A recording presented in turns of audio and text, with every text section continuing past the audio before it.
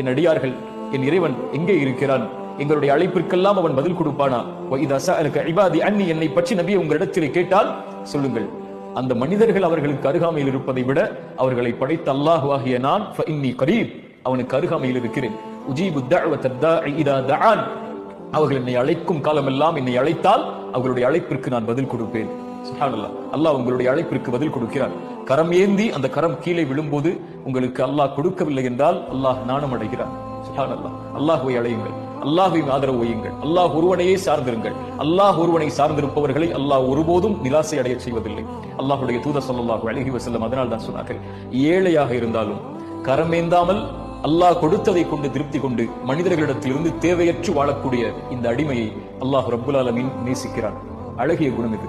என் வாழ்வில் நான் கடைபிடிப்பதற்கும் உங்களுடைய வாழ்வில் நீங்கள் கடைபிடிப்பதற்கும் அல்லாஹ் எனக்கும் உங்களுக்கும் உதவி செய்யட்டும். அல்லாஹ் அதன் மூலமாக அவனுடைய நேசத்தை நமக்கு